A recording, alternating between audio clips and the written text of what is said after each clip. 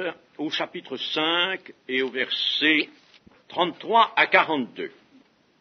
L'auditeur voudra bien se reporter à sa Bible pour la lecture des textes cités sur cette cassette. Nous voyons ici l'intervention d'un membre du Sanhédrin nommé Gamaliel. Ce Gamaliel, nous le connaissons aussi par ailleurs, puisque l'apôtre Paul nous en parle, il a été son élève. C'était un homme sérieux, sage, pieux, estimé de tout le peuple. Et il intervient pour calmer la fureur des juges. En effet, au verset 33, furieux de ces paroles, il voulait les faire mourir. Et Gamaliel, voyant cela, voyant cette fureur, et sentant planer la mort dans l'air, se lève et incite ses collègues à réfléchir avant d'agir. Il y a des précédents, dira-t-il, dont il faut tirer la leçon. Tous ceux qui se sont présentés en leur nom et qui ont essayé de former de nouvelles sectes ont échoué. Ceux qu'il nomme ici étaient des gens qui se donnaient, en effet, pour le Messie. Jésus les a appelés dans l'évangile de Jean, chapitre 10, des mercenaires. Mais si l'œuvre des apôtres vient de Dieu, personne ne pourra la détruire. Et le conseil de Gamaliel est sage, ne risquez pas d'avoir combattu contre Dieu, et implicitement parce que c'est peut-être vous qui seriez détruits. Certaines personnes ont reproché à Gamaliel de ne pas être allé plus loin, et notamment de ne pas avoir fait état des signes et des miracles qui constituaient une preuve certaine de la messianité de Jésus. N'oublions pas que ces signes et ces miracles et ces prodiges dont il est question se produisent sur ceux qui viennent vers l'Église, non pas dans l'Église, non pas au milieu des membres de l'Église, au profit des membres de l'Église, mais ceux qui viennent vers l'Église. Ceux qui sont dans l'Église sont tous en bonne santé. Mais Gamaliel n'avait pour lui, bien sûr, que la sagesse et non pas la puissance du Saint-Esprit. La tradition a affirmé que Gamaliel, ainsi que son fils, étaient venus plus tard au christianisme en même temps que Nicodème et qu'ils auraient tous trois reçu le baptême de la main des apôtres. Ces choses tout à fait plausibles, mais évidemment, ça n'est pas une information absolument certaine puisqu'elle ne figure pas dans l'Écriture. Gamaliel use cependant d'autorité en déclarant au Sanhédrin qu'il ne pourra jamais détruire l'œuvre des apôtres s'il s'avère que cette œuvre vient bien de Dieu. De plus, il a bien senti que la minute était grave et que les apôtres risquaient d'être condamnés à mort. La mort des apôtres aurait eu de graves conséquences pour l'Église, et je pense que le Saint-Esprit s'est servi aussi de cet homme, car on ne le sait pas toujours, le Saint-Esprit utilise aussi des instruments qui sont encore en dehors de l'Église. Cyrus, par exemple, autrefois, qui était un roi païen, eh bien, Ésaïe, ouvrant la bouche pour le Seigneur, l'appelle son serviteur. Son serviteur. Cyrus est le serviteur. Or, Cyrus a existé. C'est même quelqu'un qui, d'une façon un petit peu exceptionnelle, il n'y a que 2 exceptions dans l'Écriture, a été nommé par son nom, Cyrus, une centaine d'années environ avant de naître. Ésaïe l'a nommé avant qu'il ne naisse, Cyrus. Dieu lui a parlé alors qu'il était encore bien loin d'apparaître. Il arrive donc que le Seigneur se serve d'instruments. Le beau-père de Moïse, Jéthro, a servi aussi d'instrument de sagesse pour inviter Moïse lui-même à rechercher des voies de sagesse. Et Moïse s'est incliné.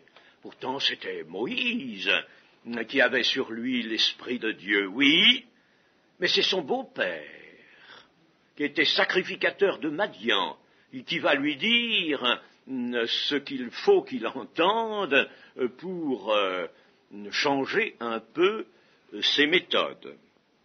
La mort des apôtres donc aurait eu de graves conséquences pour l'Église, et l'heure de cette mort n'était pas encore venue. L'Église était en pleine éclosion, elle était ce bel enfant qui devait être soustrait à la haine des hommes, comme Jésus avait été soustrait à la haine et à la férocité d'un Hérode. Et alors les apôtres sont relâchés, battus de verge. On se demande ce que vient faire cette sanction, mais enfin c'était ainsi l'habitude. Même si l'on n'avait pas de grief bien arrêté, si on relâchait des gens qui avaient comparu, on les battait de verge. Déchirés par les verges, les apôtres se sentent cependant heureux et privilégiés. Ils avaient été jugés dignes de subir des outrages pour le nom de Jésus. Et ici, bien sûr, la parole de Dieu nous adresse une question, et cette question, nous pouvons lui donner une forme.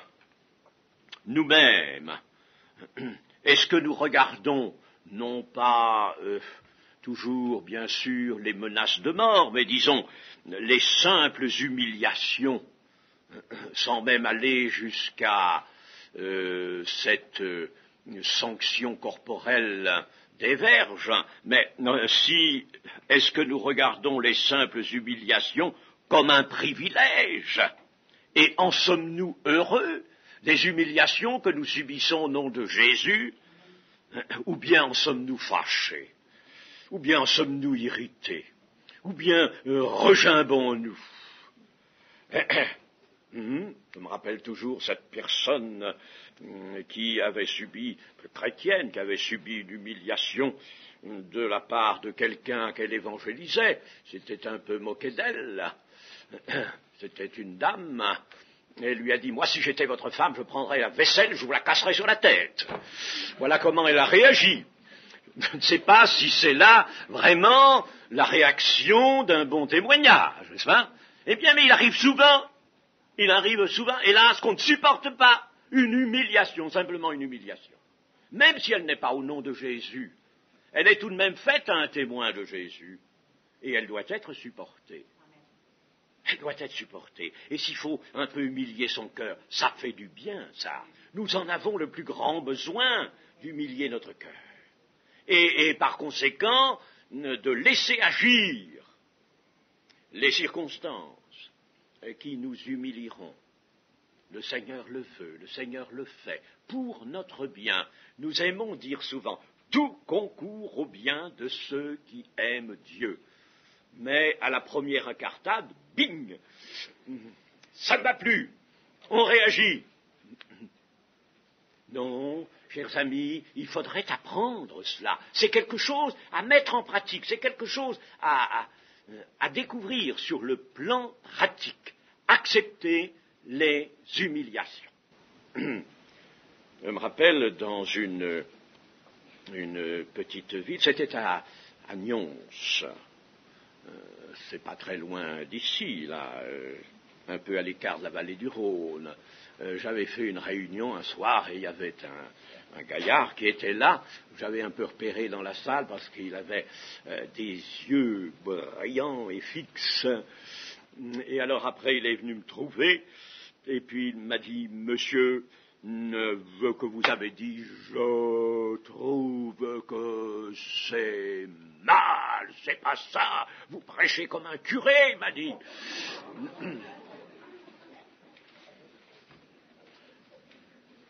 Et il m'a dit encore, il y a des curés qui prêchent mieux que ça. Alors, je lui ai dit, mais mon ami, écoutez, nous allons faire une chose. Si c'est le Seigneur qui vous dit de me dire ça, je l'accepte. Si ça vient de vous, je l'accepterai aussi. Ne m'en formalise pas. Mais vous devriez savoir si c'est de Dieu, la part de Dieu que vous me dites ça. Enfin, voyez, j'ai voulu le prendre tout à fait du bon côté. Vous savez, je n'en étais pas du tout vexé. Je lui ai dit, dans le fond, vous avez peut-être raison. Je lui ai dit, mais vous savez, si la prédication, vous savez, une prédication, c'est quelque chose d'assez susceptible. Vous étiez là, et vous aviez un mauvais esprit, un esprit de contestation. C'est vous qui m'avez peut-être gêné dans la prédication. Mais enfin, nous avons dit tout ça n'est-ce pas? Et effectivement, c'était ça. Alors après, je suis monté en voiture avec lui, on est allé faire une course. J'étais dans l'arrière de la voiture avec lui, nous avons causé, et puis cet homme est venu à de meilleurs sentiments. Pourquoi? Parce que je ne m'étais pas fâché, et parce que j'avais accepté sa parole, et dans le fond, ça fait du bien d'être humilié, ça fait du bien. Et bien entendu, la sagesse opportune de Gamaliel n'est pas à prendre en exemple pour généraliser le mode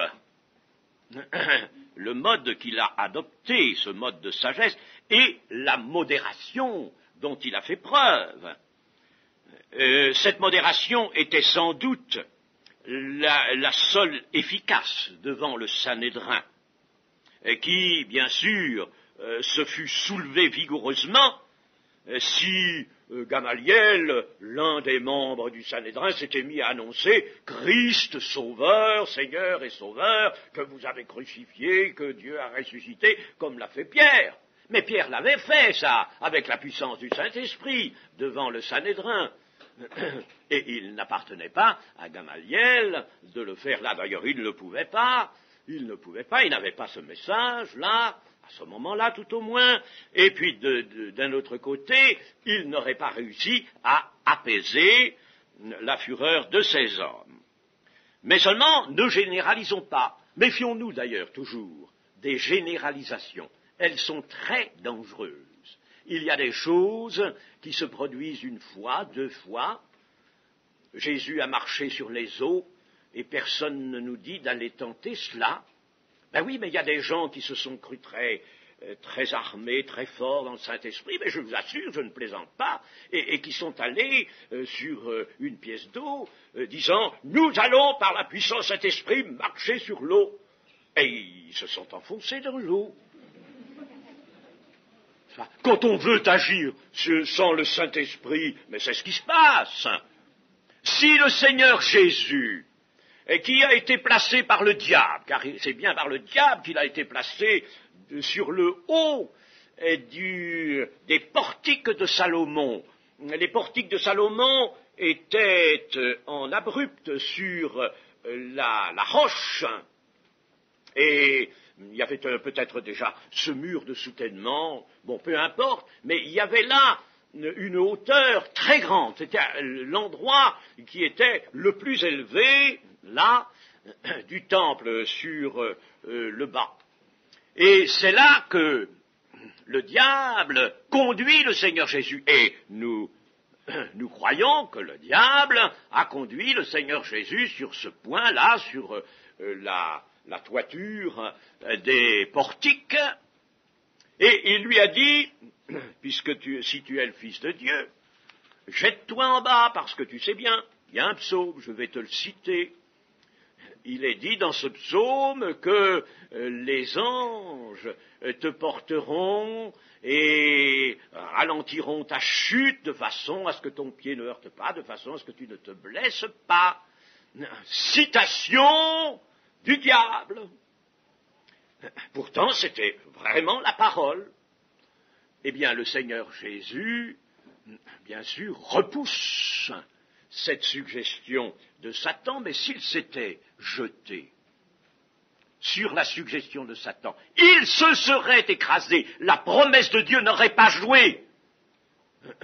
On ne fait pas jouer les promesses de Dieu n'importe comment. Il faudrait que nous apprenions ça aussi dans l'Église. On ne les fait pas jouer n'importe comment. On ne les fait pas jouer au gré de la chair.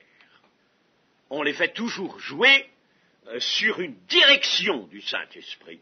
Il faut que l'on ait en son cœur une direction du Saint-Esprit.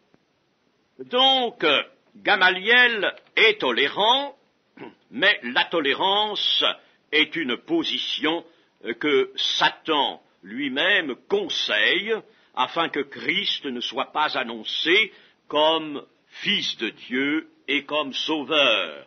Oh oui, il y a des moments où le diable sait répandre une sagesse à lui. Il faut être sage, il faut être raisonnable, il faut être tolérant. C'est si beau pour un homme d'être tolérant, la tolérance. Je voulais, oui, vous citer Luc 12, verset 8. « Je vous le dis, quiconque me confessera devant les hommes, le Fils de l'homme le confessera aussi devant les anges. Mais celui qui me reniera devant les hommes sera renié devant les anges de Dieu. » Et puis, dans Matthieu, c'est renié devant la face de mon Père. Voilà qui est grave. Et savez-vous ce que Jésus appelle renier? Eh bien, renier, c'est non seulement renier, si vous voulez, positivement, d'une manière positive, mais même renier par abstention. Et lorsqu'on s'abstient, alors qu'on devrait annoncer Jésus-Christ avec, bien entendu, la puissance du Saint-Esprit, avec la joie dans le cœur, simplement, sans mots excessifs, eh bien, lorsqu'on s'abstient, on renie le Seigneur. Alors, vous voyez que la tolérance est loin d'être quelque chose qui soit enseigné. Je sais bien qu'il est question de tolérance dans l'Épître aux Romains, mais attention, le mot est dans une suscription. Il n'est pas dans le texte inspiré, dans une suscription. Ce n'est pas la même chose. Ce que conseille l'apôtre, ce n'est pas pareil. C'est d'être sage à l'égard de ceux qui sont faibles en la foi, qui sont de tout jeunes enfants, des chrétiens venant de naître, et de ne pas surtout être pour eux une pierre d'achoppement. Ce n'est pas la même chose. Nous arrivons au chapitre 6, et nous allons voir les 6 premiers versets. Voilà, encore l'Église en voie d'accroissement, elle augmente. Nous avons plusieurs mentions, nous en aurons encore une autre dans ce chapitre. Le nombre des disciples augmentait, toujours. Combien compte l'Église maintenant, on ne peut le dire, mais un nombre déjà respectable de milliers d'êtres humains. Seulement, avec cette augmentation apparaissent des problèmes d'ordre pratique qui deviennent difficilement solubles. Conserver une stricte équité dans la distribution des dons, de l'argent qui était apporté aux pieds des apôtres, conserver l'équité était chose devenue, pour ainsi dire, impossible, tant que seuls les 12, les apôtres, auraient à charge les besoins matériels ainsi que les besoins spirituels de la communauté. Faire les deux choses était beaucoup trop lourd pour les apôtres. Ils sont débordés du côté matériel comme ils l'ont été du côté de l'action spirituelle. Alors il est question ici des veuves des hellénistes. Les hellénistes ne sont pas des païens, il n'y en a pas encore dans cette église de Jérusalem. Les hellénistes sont des juifs, tout comme ceux qui habitent Jérusalem, mais ce sont des juifs de la dispersion, c'est-à-dire des juifs qui s'étaient déjà répandus dans d'autres nations. Ils ont vécu, ils sont même nés, pour presque tous, ils sont nés au milieu des Hellènes, c'est-à-dire des Grecs. Et ils en ont les usages, la langue et même, quelquefois, la nationalité. Rappelons-nous le jour de la Pentecôte, n'est-ce pas, où il y a là beaucoup de Juifs qui sont attirés à Jérusalem, car c'était la Pentecôte juive également, et il y avait là des Parthes, des Mèdes, des Élamites, ceux qui habitent la Mésopotamie, la Judée, la Cappadoce, le Pont, et qui parlaient les langues de ces pays-là. Dans les distributions quotidiennes, les veuves de ces hellénistes juifs avaient été un peu oubliées. Je ne pense pas, ça n'est pas dit que cela ait été le résultat d'un mauvais vouloir ou d'une mise à part de ces veuves, mais pour des raisons qui ne nous sont pas dites, elles ont été oubliées. La distribution était certainement imparfaite, nous allons voir d'ailleurs qu'il ne pouvait pas en être autrement. Des plaintes s'élèvent à ce sujet, et elles sont aussitôt acceptées par les apôtres. Il y avait là une injustice, et une injustice devant Dieu, que la communauté ne pouvait pas conserver.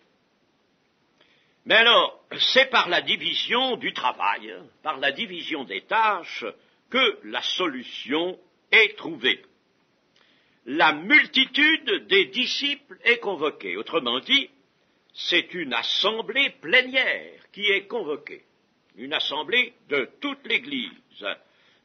Il devait y avoir du monde, pas tous ceux qui ont répondu à l'appel, mais certainement la grande majorité. Et les apôtres proposent une solution, celle de désigner 7 hommes qui assureront ce qui est appelé le service des tables. Il n'est pas convenable que nous délaissions la parole de Dieu pour servir aux tables. Ce service des tables n'est pas comme celui qui s'opère ici dans notre maison. À midi, il y a des personnes dévouées qui se dévouent. Pensons d'ailleurs que ces personnes se dévouent et ayons à leur égard, je dis ça en passant entre guillemets ou entre parenthèses, ayons à leur égard beaucoup de prévenance. Il est arrivé quelquefois que certaines personnes aient manqué un peu d'égard et de prévenance. C'est là quelque chose qui n'est pas bon, n'est-ce pas? À l'égard des personnes qui servent, elles le font par dévouement pour la cause de Dieu. Je le reconnais hautement. Et par conséquent, n'est-ce pas, soyons heureux qu'elles soient là. C'est le Seigneur qui pourvoit en toutes choses. Eh bien, on a pensé que le service des tables dont il s'agit ici dans notre texte, c'était ce service qui consistait à passer les plats, à donner la nourriture au moment des repas. C'est pas ça du tout. Absolument pas ça. Ce service consistait en ceci. Chaque jour, à l'heure du culte, on rassemblait les aumônes, les dons, tout ce qui était apporté par les membres même de l'Église, tout ce qu'ils apportaient, s'ils avaient vendu des biens, des propriétés, ils en apportaient le prix, et tout cela faisait du volume, parce que, vous savez, à ce moment-là, tout était en pièces sonnantes, espèces sonnantes, et ça faisait du volume. On apportait même certainement, non seulement des pièces, mais des métaux, du poids, qu'il fallait jauger en poids, et puis on apportait même des dons en nature. Alors, imaginez une église de, je ne sais pas moi, 20 000 personnes, y compris les femmes, qui amènent, n'est-ce pas, tous ces dons au moment du culte. Il y avait là vraiment un stock de pièces, de monnaies, de métaux, de dons en nature, etc. Et il s'agissait alors de compter, non seulement de compter, mais d'évaluer tout cela. Et il s'agissait d'en faire une juste répartition entre toutes les parties prenantes. Vous voyez, et il y avait même dans les monnaies diversité de monnaies. Il fallait faire attention à la valeur de ces monnaies pour être juste, voyez-vous. Alors, c'était vraiment un travail considérable. Et telle sera la fonction des diacres de s'occuper de tout cela et d'en faire une juste répartition entre des milliers de parties prenantes. Vous voyez que et tous les jours, cela tous les jours.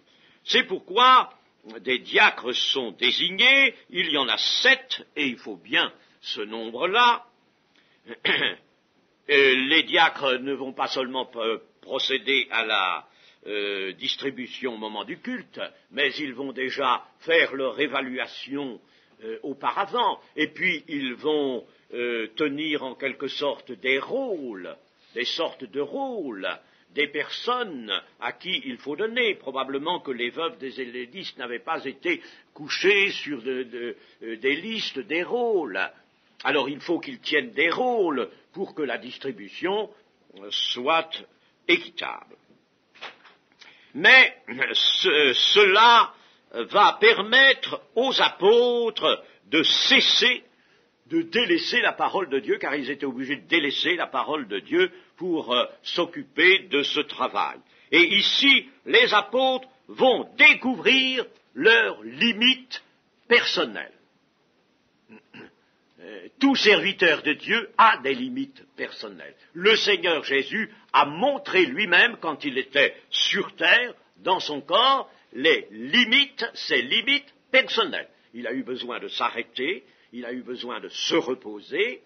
À un certain moment, il a conduit ses disciples à part pour qu'ils se reposent. Il y a des limites, et ne pas les connaître, les amis, vouloir les outrepasser, comme je l'ai quelquefois entendu dire, parce que le Saint-Esprit est capable de nous fortifier, de nous donner des capacités qui dépassent les possibilités humaines, je dis que c'est une provocation. Il arrive des cas où le Saint-Esprit donnera de dépasser les capacités humaines, c'est vrai, mais d'une manière générale, il n'en est pas ainsi. À chaque jour suffit sa peine. Parce que ce ne serait pas une sagesse de la part de Dieu. Et Dieu est sage, toujours très sage, infiniment sage. Ce ne serait pas une sagesse parce que l'homme finirait par s'enorgueillir. Vous voyez le mal qui guette l'apôtre Paul. Et le mal est si réel que Dieu met un ange auprès de lui qui, de temps en temps, lui donne un petit soufflet pour qu'il ne s'enorgueillisse pas. Au sujet d'ailleurs de cette écharde de l'apôtre Paul, laissez-moi vous dire que l'interprétation selon laquelle cette écharde serait une maladie que l'apôtre Paul aurait traîné comme ça pendant longtemps, et par le moyen de ce prétendu cas, on arriverait, ça je l'ai entendu combien de fois, à démontrer que, vous voyez, le Seigneur ne guérit pas toujours, n'est-ce pas, sa volonté n'est pas toujours de guérir, et sa volonté, quelquefois, de laisser les gens patauger dans leur maladie. Ce n'est pas vrai. L'écharde de Paul n'est pas une maladie. Je ne vais pas en faire la démonstration maintenant, bien sûr, mais il y a eu un excellent article qui a été publié il y a quelque temps dans un organe chrétien. Je suis tombé dessus. En général, le Seigneur me fait toujours tomber sur quelque chose d'intéressant. C'est vrai, je remarque ça, je remercie le Seigneur. Merci Seigneur. Quand il y a quelque chose d'intéressant, parce qu'il y a tellement de choses qui sont écrites et on ne peut pas tout lire, n'est-ce pas? Eh bien, je suis tombé là-dessus. Il y a vraiment là un article qui donne une étude très exacte, très bien faite, par un pasteur que je ne connais pas, sur un pasteur de plein évangile, sur l'écharde de Paul. Et il montre ce qu'est l'écharde de Paul. Et il se sert très intelligemment, d'ailleurs, de la valeur des mots grecs pour y parvenir, mais c'est quelque chose de très bien. Alors, ne colportons pas cette sottise selon laquelle l'écharde de Paul est une maladie. Non. Et si Paul a été un instant affligé de quelques maladies, à l'œil notamment, à la vue notamment, le Seigneur l'en a guéri. C'était pas ça l'écharde, c'était tout autre chose. Alors nous allons noter trois choses concernant ces six premiers versets du chapitre 6. Nous allons noter premièrement que les conditions à satisfaire par les hommes qui sont désignés pour être diacres sont précisément celles qui sont indispensables à ceux qui exercent un ministère de la parole. Voyez, cet homme de qui l'on rende un bon témoignage, mes amis, il doit toujours y avoir un bon témoignage, des chrétiens, même de la part des ennemis, un bon témoignage. Des hommes qui soient pleins du Saint-Esprit, remplis du Saint-Esprit, et non seulement du Saint-Esprit pour la puissance, mais du Saint-Esprit pour la sagesse. La sagesse. Et si le disciple du Seigneur n'est pas vraiment rempli de sagesse, je ne sais pas comment il peut imiter son maître, je ne sais pas comment il peut le suivre. Il faut qu'il soit rempli de sagesse.